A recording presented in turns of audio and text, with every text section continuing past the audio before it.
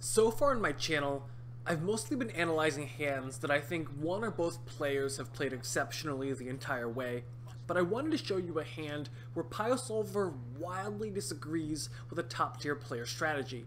This is a hand played from Triton Tournament series featuring Steve O'Dwyer, who goes on to win this tournament, and online wonderkind LLinusLove, who has recently appeared in the Super High Roller live tournament scene, much to the delight of analysts everywhere. The action folds around to O'Dwyer, who has King 6 of diamonds on the button, and with 41 big blinds against a big blind of nearly the same depth, I expect him to raise very aggressively here, especially using the 2.25 open raise sizing that is fashionable in the high stakes meta. In my pre-flop model, I've given O'Dwyer about 50% of hands on the button, though it's very possible some of these hands are 100% raises for him, and some of these hands are actually folds in the button. As with all of my PIOsolver analysis videos, the pre-flop accuracy is always going to be somewhat questionable, though thankfully, when analyzing very wide versus very wide formations, outputs are much less sensitive to combination perfect inputs.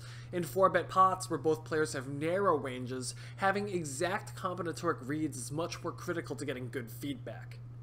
Linus, who has ace-8 of clubs in the button, has an obvious defense. It's more a question of whether or not his hand is a 3-bet. Generally, against a near minimum pre-flop raise sizing, you should be 3-betting less with your entire range than you would against a 3x button raise, and many hands play so well against a min raise that GTO really hates 3-betting those hands and then folding to a 4-bet. While Jack 7 suited can be a minority 3-bet fold, a hand like Ace 8 suited or Ace 9 offsuit really wants to see a flop and should never be part of a semi-polarized 3-bet range in this formation. The flop comes 2-4-5, 2 diamonds, giving Linus a gut shot to the wheel and 2 overs, but giving O'Dwyer the second nut flush draw, a gut shot to a higher straight draw, and a likely live overcard. Here's where things get a little screwy. Linus leads about 30% of the pot. Now, when I first saw this, I was super excited because I thought this might be one of those rare solver spots where you can use all sorts of unorthodox strategies without sacrificing EV, so I rushed to PIOsolver to see what it said about the lead. And PIOsolver hated it. And not just hated it, really hated it. As you can see, the big blind should virtually check his range, and I think there are a lot of good reasons for that I want to investigate first. 1. Linus and O'Dwyer should both have all combos of ace 3 offsuit, 6 3 suited, 5s, 4s, and 2s, and it's possible that Linus has slightly less combos of ace 3 suited, which might 3-bet a fraction of the time pre-flop. So, if O'Dwyer opens 690 combos of hands on the button, then after card removal, he has 29 combinations of the effective nuts out of 636, which means he'll have the effective nuts with about 4.5% of his range. If Linus defends 888 combos pre-flop, then after card removal, he has 28 out of 803 combos of the effective nuts, giving his range about 3.5% of the effective nuts. In other words, O'Dwyer will have the goods 30% more often than Linus will here. Linus just can't lead into him, despite both players being very loose. Second, after Linus checks, on this highly coordinated board, PIO recommends a mixed strategy between a large bet sizing and checking back some very strong hands. If I reran this model to optimize bet setting strategies for O'Dwyer, the method of which I talk about in this other video, PIO would probably find equilibria for a variety of sizings between 40 and 60% of the pot that would all be perfectly acceptable and pretty close in EV. I imagine in all of those strategies, O'Dwyer would be checking back between 35 and 45% of the time. So on this board, when Linus has a weak hand, he really prefers to check and let the flop check back very often, and when Linus has a monster, he can expect O'Dwyer to bet slightly larger than usual and then put in a fat check raise. Third, and this is the most important part, it's much easier to play this hand as a range check than having any kind of mixed strategy between bets and checks. And that's true of almost all situations in poker. When you can have a depolarized strategy without losing much EV compared to a mixed strategy, you want to depolarize. By adding a leading range into this spot, Linus has to be confident that O'Dwyer is going to overfold on this flop with hands like Queen Jack of Hearts or Queen 10 with the Queen of Diamonds, and for his 30% lead sizing, I just don't think he's going to get O'Dwyer to fold enough in his range to make this exploitatively justified. But then again, This is LLinusLove, and I'm very sure he knows a lot of things I do not, though, to my relief, when I briefly had an opportunity to chat with Steve O'Dwyer about this hand, he didn't seem to know what Linus was doing either. Fooling around in Pio, I could not find any leading strategy that incorporated ace-8 of clubs that didn't burn money compared to checking. As you can see from the EV comparison, the EV between checking and leading isn't even neutral in many spots. Pio greatly prefers checking. If you add in too many leads, your EV quickly begins to fall by entire percentage points. So let's give Linus the extreme benefit of the doubt and imagine a world where he is leading a balanced 1.5% range into O'Dwyer, and he is correctly leading ace-8 of clubs 0.6% of a time. How should O'Dwyer respond? He should raise with 150 combos, or nearly 25% of his already wide opening range. Even when Linus leads an extremely tight 12 combinations, O'Dwyer's range advantage allows him to raise a lot of hands here unexploitably. In other words, donking into a player with a range advantage sucks. It sucks for bad players, and it even sucks for arguably the best cash player in the world. Facing a lead, what hand should O'Dwyer raise in theory?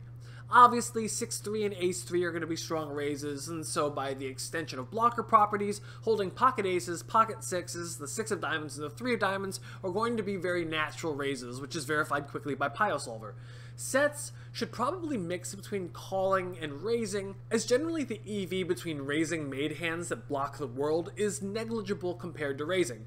What I mean by this is, if you have 6-3 suited, this is a mandatory raise because it unblocks all sets and 2 pair. However, when you have pocket 5s, you block your opponent from showing up with a lot of second best made hands and draws that might lead the flop and then call facing a raise, like ace-5, 6-5, 5-4, and 5-3. For thinner value, most of the medium pocket pairs with a diamond really can use some protection and put in a raise, while hands like pocket kings and pocket queens can afford to call and let villain improve to a second best hand more liberally, and can easily call down when the turn of the river blank.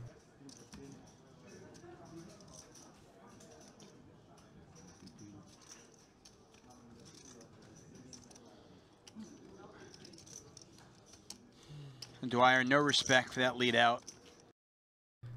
After O'Dwyer raises, we can't even use the square size proportional to weight tool, because we wouldn't even be able to see what actions Linus should take with different parts of his range. So we're going to turn off this option to give us a conceptual idea of what hands Linus should be continuing with after he leads and then gets raised. After leading the flop, Linus should never fold top pair or better, never fold an open and a straight draw or a flush draw, but he should fold all of his worst 4s and all of his 2s without a straight draw. Notice here that King 4 is way worse than 9-4 because, as we saw earlier, Pio expects O'Dwyer to raise 9s on the flop more often than he would raise kings, so 9-4 blocks more made hands on the flop and is therefore a superior bluff catcher. Of course, this phenomena is extremely blocker sensitive, so if you think that your opponent is more likely to raise pocket kings than pocket 9s on the flop, you should be weighting your blockers in reverse preference. Having a deep understanding of when to apply these differences and how you weight your blockers is critical to playing good defense against raises. You always need to be sure you're blocking villains' combo-specific value hands when you bluff catch.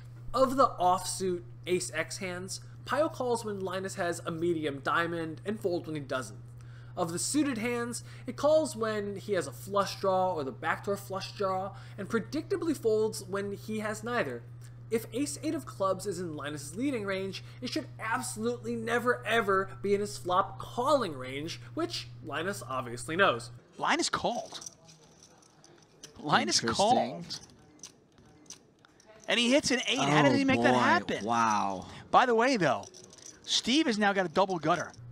The turn is the 8 of spades, and this is an extremely neutral card for both players. As you can see from the hotness comparison, on the turn, Linus should be leading on 5s, 4s, and aces, and generally checking range when medium overcards come, like kings through 9s. From O'Dwyer's perspective, the 8 is relatively neutral, but a spade brings in a lot of Linus' Love's possible backdoor spade draws, which we saw earlier should lead and then call the flop raise. Here, if you give Linus the option to lead with his minuscule range, GTO likes leading some 8s, some straights, a variety of 6x and 7x hands, as long as the frequency of those obscure 6x and 7x bluffs are a minuscule part of your range as a whole. Facing a check, O'Dwyer now has to decide whether or not to continue barreling when the 8 improves his hand to more effective outs, or if he should check. Now, there are probably two schools of thought on this. I'm sure most people think, oh, if I have a bluff that improves on the turn, I should continue firing it. And that's often true. But also consider when your bluff improves on the turn, your opponent will often improve to a hand that can check raise you all in. For example, if the turn is a 7 of diamonds, the rare times that you have king of diamonds, 10 of clubs, you very much want to check and realize your equity and possibly hit a diamond draw, rather than betting and getting shoved on by 7 high made flush. In general, when you have strong combo draws with no showdown potential, you either want to put all of the money in, or as little money in as possible. So, with king 6 of diamonds, O'Dwyer is happy to put all of the money in the middle on the flop, while he has a lot of equity against a lot of Linus's made hands. But on future streets, he should be very allergic to put in more money and potentially get check raised and be forced to call off. Here, when we compare the EV of betting 40% and checking, you can see that checking is slightly more profitable, and I don't expect this to change if we give O'Dwyer various bet sizes in this model. In order to balance some of these checkbacks, Pio also likes checking back the middling pocket pairs that raise the flop, such as pocket 9s and pocket 7s. He doesn't have a pair right now, and he's at 41%. That is a really unlucky turn for O'Dwyer. And it went check, check, and somehow Linus is going to win this hand. I told you. That is insanity. So on the flop, Hero has a 73 to 46 EV advantage. After a bet, a raise, and a call, theoretically, that advantage narrows considerably, though in this case, O'Dwyer's EV should still have a larger than usual advantage against Linus's loose flop calling range. However, after O'Dwyer checks back the turn and effectively caps his range, the EV advantage massively swings in favor of Linus, who now holds a 230 to 149 EV advantage, and he is now technically allowed to having leading range on a variety of rivers. Here, in the hotness comparison, we can see that on most non-diamond rivers, Linus should lead 35 to 50% of the time across most runouts. Though if Linus is floating flop raises loosely, he's probably forced to bluff more often on the river. Diamonds are generally bad to lead because, as we saw from the turn play, we expect O'Dwyer to check back a lot of his diamond draws and try to get there on the river. Here, on the 9 of spades river, we give Linus the option of betting a smaller and a larger size, and it likes a larger sizing with a polarized range, which makes a lot of sense intuitively, given that Linus should have an equity advantage and there should be a ton of bluffs that missed from the flop. Though again, we're not exactly sure how Linus's range is constructed, so we can only make broad guesses on how he should proceed with different categories of different hands.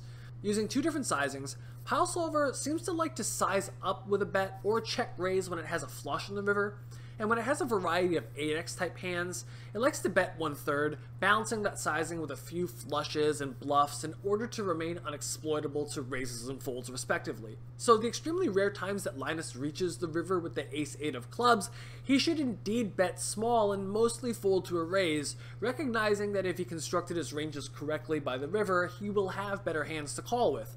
Of course, we have no idea what hands Linus is showing up with here if he can have ace-8 of clubs, so it's very difficult to judge how good bet folding or bet calling ace-8 of clubs is going to be outside of the context of his greater strategy.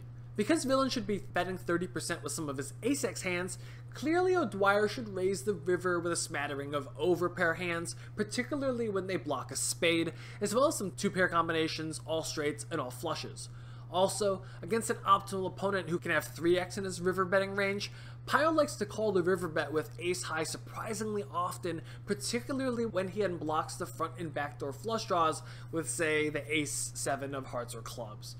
Facing a small river lead, I think raising king of spades, king of hearts is really strong here, and it's a play most players don't make.